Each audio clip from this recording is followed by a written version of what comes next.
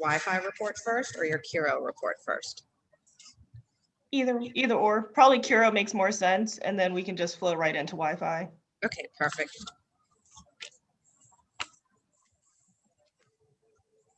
It's also the order that I have it on my desktop, so it'll be easier to click around. Perfect. Morning, Joe. You're all muted. Morning, Councilmember Jeruso. Good morning. I say it again in the high voice so you can hear it. There you go. How are y'all? Living the dream. This is my last committee meeting of the year. I don't know about you guys. I think this is my last. No, it's not. Councilmember Moreno has another one in store for me. Well, I mean, any Moreno meeting is a good meeting, so all right.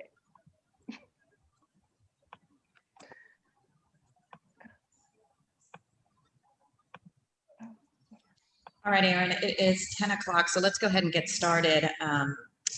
Once again, just so that I mentioned to the public that we're still meeting virtually via Zoom, and that is why you're seeing us this way. So we're going to meet via Zoom today for this particular utility committee meeting. I'm also going to allow for a quick recess for additional public comment on any of our agenda items. So here's kind of the layout of how the meeting will go. I'm going to have, of course, Ms. Spears call roll, and then after that, she will read through the entire agenda. And then anyone who would want to submit any type of public comment, you can just go to our website. That's council.nola.gov. Once again, that's council.nola.gov. So with that, Aaron, I'll turn it over to you. Okay. Well, roll call. Councilmember Moreno, present. Councilmember Jeruso, present. We don't yet have a quorum, but Councilmember, as you mentioned, after I read the roll, we'll go into recess. I mean, after I read the agenda. So, Utility, Cable, Telecommunications, and Technology Committee, Thursday, December 10th, 2020, 10 a.m. Agenda, roll call. Approval of the minutes, October 8th, 2020, and November 18th, 2020. Item 3, presentation from the Council Utilities Regulatory Office. Cura will provide its 2020 report on the year's accomplishments and goals for next year. Item 4, motion M20 blank. The committee will consider a motion to renew the professional services contract for Denton's US. Item 5, motion M20 blank. The committee will consider a motion to renew the professional services contract for Legend Consulting Group. Item 6, adjournment. Thank you, Aaron. And I'll just mention too that part of Curo's presentation, which is item 3, will also be about creating a public Wi-Fi system for the city of New Orleans. Our Curo office has been doing a great deal of research on this and looking at potential plans for this. So we'll be getting, that'll be part of her update as well. Just wanted to mention that if anyone wanted to submit any public comment on that. So with that, let's take a quick 15-minute recess and we'll be right back. Awesome, thank you.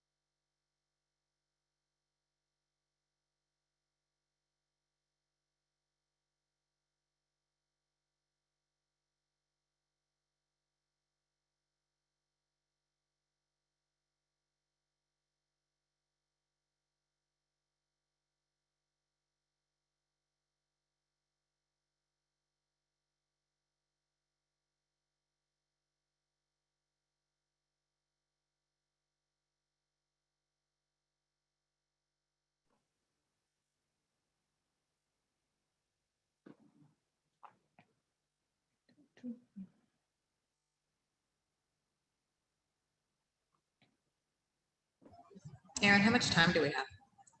Less than 2 minutes. Less than 2 minutes, got it.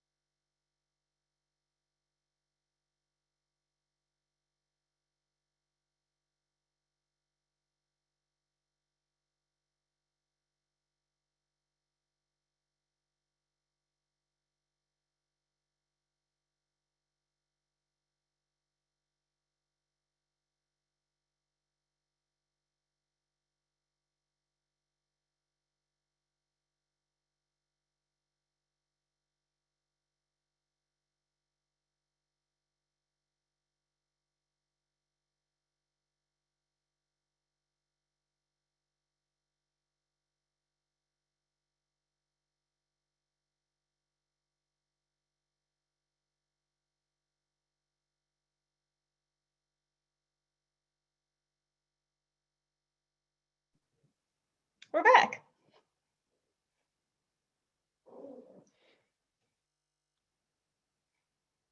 Councilmember, I think you're still muted. That makes it a lot easier to hear me when I unmute myself. Thank you, Aaron. We'll come back out of recess now. Aaron, why don't you call the roll? I'm not sure if we have a quorum, but we don't need one to get us back in. Sure. Councilmember Moreno, Chair, present. Councilmember Giarrusso, present. Councilmember Williams. Councilmember Banks. Councilmember Brosset. We do not yet have a quorum, but I can get started with the presentation. Perfect, that sounds good. So we'll go to agenda item number 3, which is the Curo presentations about the 2020 report, accomplishments of this very tumultuous year. And I'm so proud of you, Aaron, because you actually were able to accomplish some great things, including some fantastic cost-saving measures that you know, we've been working on for quite some time. So I'm proud of what your office has been able to accomplish. And of course, you're going to lay out also your goals for next year as well. So with that, I'll turn it over to you. All right, thank you, council member. Well, that's actually a really important point. So before I get started, I just want to point out that while we're talking about Curo and Curo's accomplishments this year, none of our accomplishments happen without a giant team effort. So I want to thank my team, Bobby Mason, Shannon Oldfield Blanks, Tiffany Domino, and Chris Roberts, who is running this meeting for us right now, for their support, and the entire council central staff, the clerk's office, the chief's office, council fiscal, council research, and executive council, and the advisors for all of their support, because none of this would happen, I promise you, without everybody I just mentioned. So with that, I'll get started. I consider it an accomplishment just to have made it through 2020, I think, along with everyone else. But in this report, we're going to talk about our COVID response, some docket management that we've put in place. Councilmember Moreno, as you mentioned, the advanced budgeting that I believe led to significant cost savings for the ratepayer, the sewage and water board oversight that we've implemented. The Wi-Fi report we're going to discuss separately after we do the look ahead for 2021. So accomplishments, like everyone else, including other committees with the council, we transitioned to remote operations after March 13th and the mayor's declared state of emergency. Fortunately, Curo had the infrastructure in place to move all of our work remotely without losing any continuity in our services. So my entire team has been working since March, pretty much nonstop, to make sure that constituents didn't feel any difference in their service, and hopefully council members that you didn't receive any different service than what you were accustomed to. We've been holding virtual meetings just like everyone else. In fact, I believe Bobby Mason in our office held a technical conference just yesterday in the IRP docket. We updated all of our filing procedures to an electronic basis, working with the clerk's office to ensure that we kept everyone as safe as possible. Councilmember Moreno, working with your office, we lobbied congressional offices and the administration for additional LAHEAP funding, and we established the Council Cares Program, which based on its last report has served over 8,000 residents and provided them assistance with their utility bills. We've gotten some dockets started and some dockets finished this year. The community solar docket, which we've been working on for over 2 years, we finally landed the plane on that just last week, and received their final set of rules and regulations governing community solar, which will give all residents, whether or not they're able to install solar on their property, access to this new renewable technology. We settled the FRP, the formula rate plan for this year, and all the rate case litigation that transpired from docket 1807 and the combined rate case. We are finishing the renewable portfolio standard docket, which was started last year. This is the first CURO docket, the streamlining docket, that's UD 2001. Bobby in our office has been really running with that, and we hope to finish that next month. We received final comments on December 3rd. And we started the integrated resource plan, the triennial resource planning process for the council and Entergy. Council members, as you know, last year we adopted new protocols for billing and for the advisors, and that allowed us to do project-based advanced budgeting. And I mean, I don't want to get too carried away, but I'm projecting about $1.2 million in savings this year as a result of that planning. Keeping in mind that we had some deferred. I just think that that is really amazing. We together worked, long and hard trying to figure out, what were the best protocols to put in place so that we really had very increased oversight on the spending on our outside consultants. And because of this increased oversight and monitoring, we've been able to save ratepayers over $1 million. I mean, I think that says so much about what you have put in place, Aaron, and your entire team. And I'm also just really proud of the fact that these savings are occurring as well because CURO is able to do so much more of the work. And we always knew that if we invested in our CURO office, invested in bringing in local talent, and I love it that you brought in women. Chris, I know you're over here too, but but your office is predominantly women. I love that because you've been able to bring in local talent to do this work, which at the end of the day has led to these big savings. It's been something that of course has been talked about for years and years and years about the fact that savings could be accomplished, but nothing was ever done until now. So Aaron, I just really want to, thank you for being my partner and seeing that we could get this done. It took a lot of work, but we're starting to finally see the results. So thank you for that. Thank you, council member. It's been a true pleasure working with you on this. And I also want to acknowledge, the advisors came right along with us. And so they willingly received our changes to billing procedures and billing protocols. And like you said, Bobby has truly stepped up to the plate. I've stepped up to the plate to make sure that what can be done in-house is done in-house. And I think that's reflected in the things as well. So thank you so much for your leadership. And last but not least, Shannon Oldfield Blanks, our in-house engineer, has been a tremendous resource in terms of our sewage and water board increased oversight.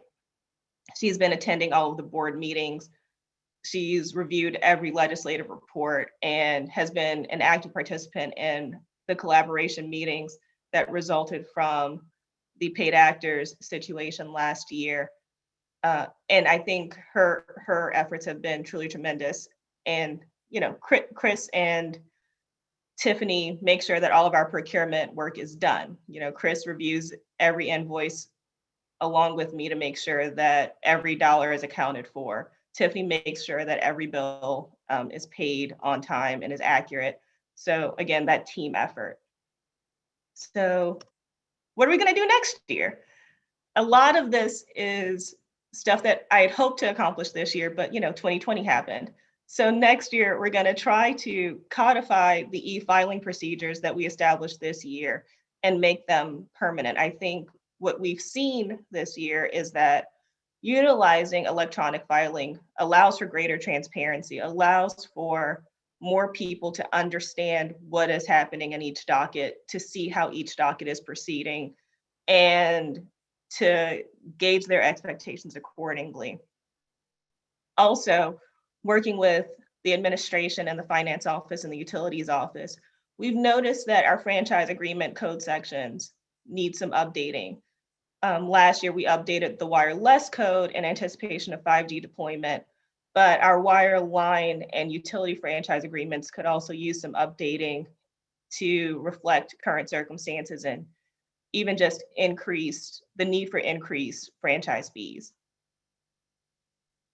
Because of the hiring freeze put in place to save money, we weren't able to staff up as much as we would have liked to this year.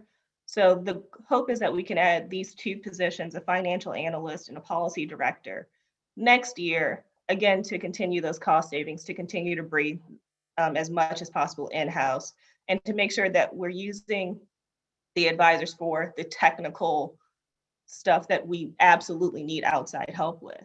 And then some more dockets. So we're hoping to finish the Renewable and Clean Portfolio Standard docket and implement what I believe will be a revolutionary standard, unlike anything else we've seen in the country. We will do the 2021 Formula Rate Plan. Hopefully we will finish the 2021 Integrated Resource Plan, and based on constituent feedback, hopefully discuss ways to implement time of use and better rates along with demand. So a time of use docket is designed to incentivize people to use electricity at off-peak times so that we can balance the curve a little bit more. And I know curve is associated with COVID a bit much, so I hate to use that, but to balance use and levelize our energy use across the board. So with that, council members, I'll take any questions you may have. Any I don't have questions? a question- I don't have a question, but I just had a quick comment. I mean, in addition to all the straight up utility work that's being done, I just wanted to add my 2 cents on sewage and water board, because it has been a big help, not only to me, but I think the public. There are meeting notes now that are no more than maybe a page or 2 about what happens at every sewage and water board meeting, so the public can access those. And Curo has been an integral part in sort of dealing with issues as we work through those with energy and sewage and water board. And so we appreciate all the help that we're getting on the front and the back end very much. Thank you, Erin. My pleasure. Thank On you, to Erin. Wi-Fi.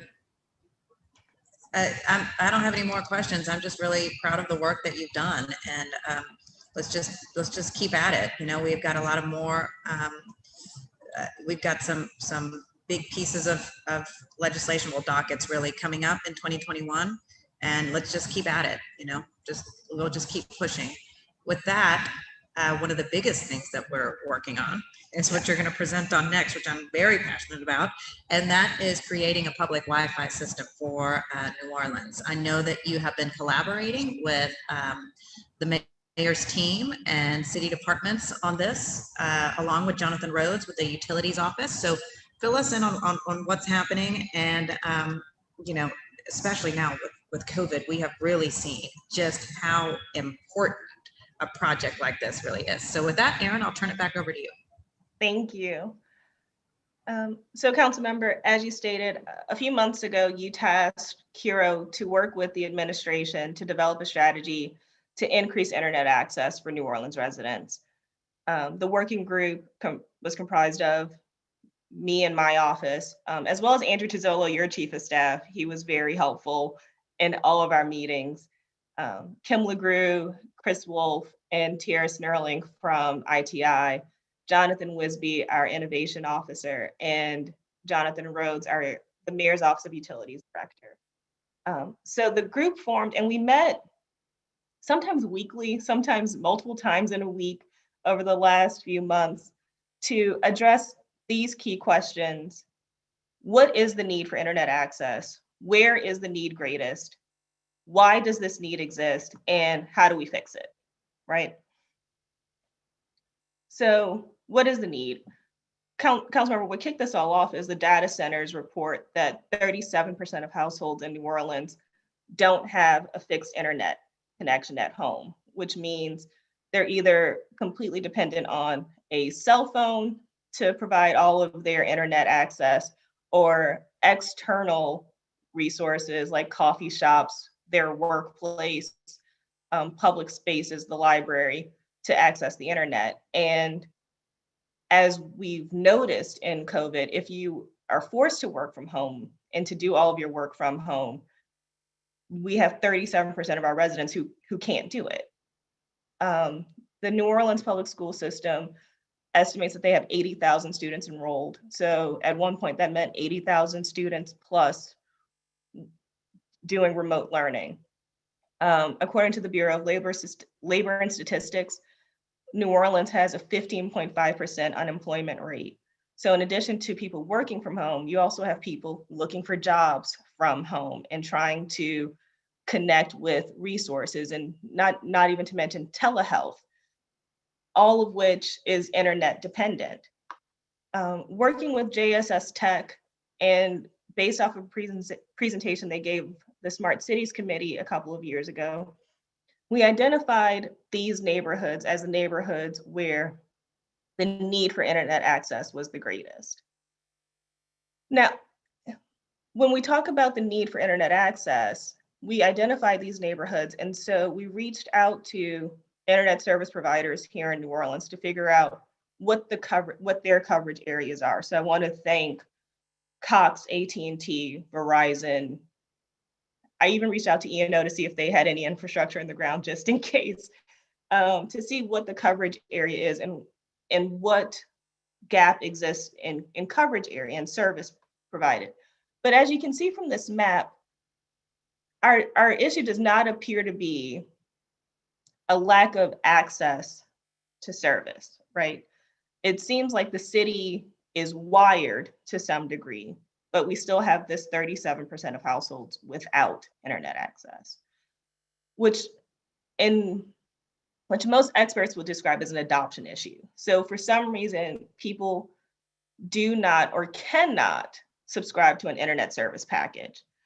And when we look at that and we look at New Orleans numbers around income and cost of living, it becomes clear that the adoption issue here is a cost issue, right? And so this initiative to bring greater access to free internet access, or at least lower cost internet access in some instances, is what is driving this report. Also, I want to point out that New Orleans is not the only city facing this issue. Across the country, we are seeing the need for more city-owned technology infrastructure to provide this service to more people. What we have is, and without getting too technical, is a lot of cities, particularly older cities, lack the fiber backhaul necessary to stand up public Wi-Fi and public rights of way and public parks, playgrounds, things like that. So how do we fix it, right? The one thing we can do is increase Wi-Fi access in public spaces like the rights of way and North Sea parks and playgrounds. The IT department conducted an audit of Nord facilities, and while every Nord facility has some degree of internet access, what they found was that the access is not consistent throughout the facilities. So you'll have access in the areas where there's office space, but not necessarily where the gym is, or not necessarily out on the field. The administration just received a $100,000 grant from Kaleidoscope that hopefully will help address some of that connectivity issue. But we still have the issue of just standing up the wireless equipment in the public right of way so that we don't have these huge gaps when people leave their homes. But that doesn't get us to the kitchen table solution. So I spoke with other cities, and I want to thank the city of San Antonio for being so helpful and so open to having the conversation with me about how they're addressing this problem in their cities. San Antonio is similarly a historic city. They're also 300 years old. They also have historic districts, and they also had a huge digital divide. And so what they did was enter into a public-private partnership with the city, the school board, and private internet service providers to use their backhaul to extend the San Antonio public school network into individual homes. Sorry, I have a I question about that. Go ahead. So how does that work? Does everybody get, I guess, a little piece of technology to bring home to be able to connect everybody to the OPSB, or not OPSB, but to the San Antonio, to the San Antonio system? How does that work? So San Antonio is a little different from us in that they had fiber built in just about in a lot of places throughout the city. So it was just an extension of their existing network into homes. And so it was just a plug-in system. Mm-hmm. It's basically extending the hard connection that you had at school into the home, right? Mm-hmm.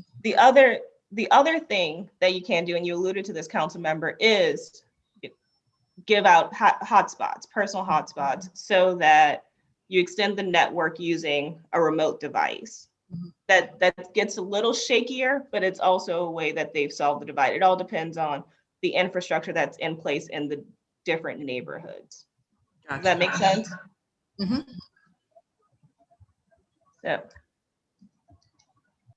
So when I talk about the technology needed for this, for the city network, it's increased fiber installation, but the administration has also been looking at a new technology called CBRS technology, which can attach to towers that are already in existence and provide a significant wireless net over neighborhoods so that you can get a level of wireless access outside of the home.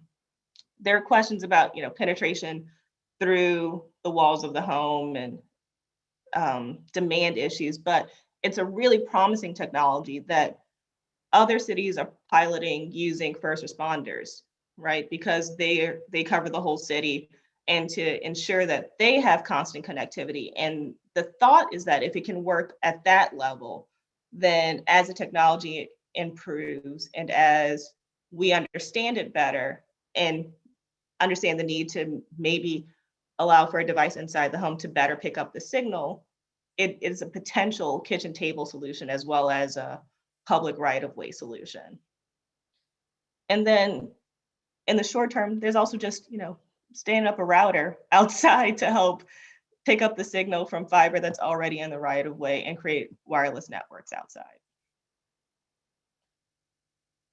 But how do we do this? As I mentioned, San Antonio entered into a public-private partnership. So that would require a procurement effort to engage with an internet service provider to give us that kitchen table solution, and also to acquire the equipment necessary to stand up the city network.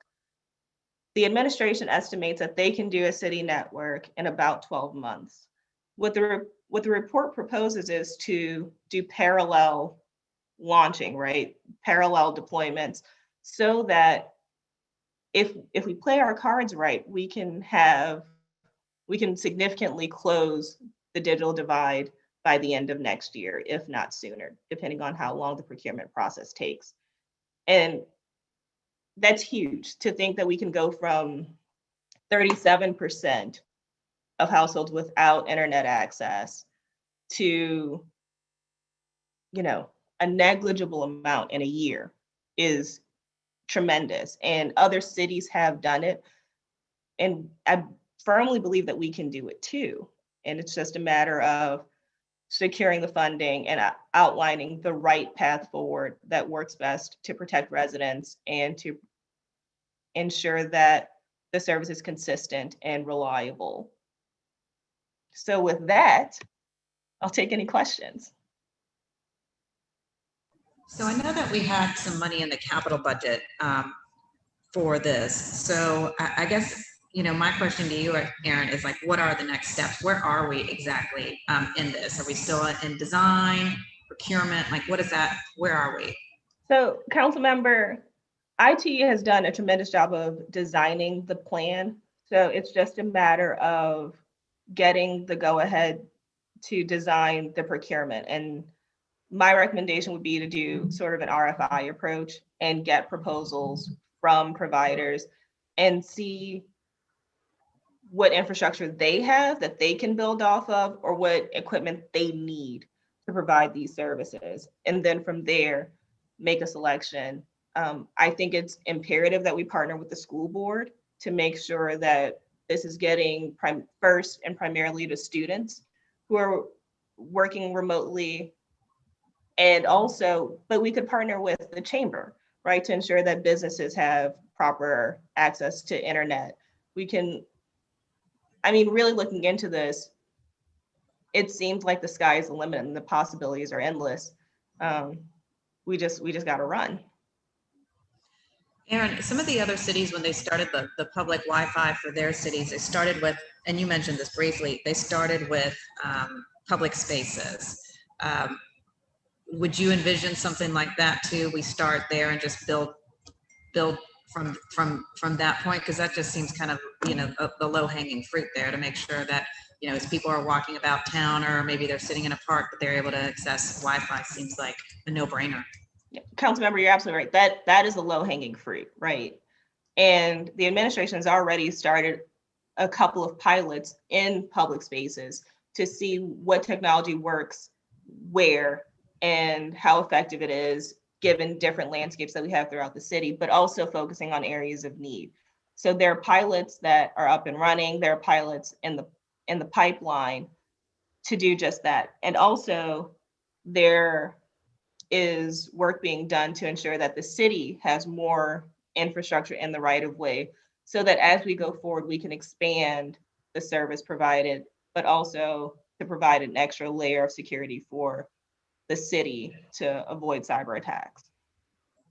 And I would just say that as we begin to roll out public Wi-Fi, we must be absolutely certain that it is going to be a very effective and fast service, because the last thing we want to do is to roll out public Wi-Fi and it not be as effective as having to pay for it through a private company, because that's the whole point. We want to put everybody on an even playing field, and so that is really my only ask, that as we roll this out, that this actually is going to be an effective and efficient service. Because if it isn't, well, then there's really just no point of this big investment. It has to be up to par.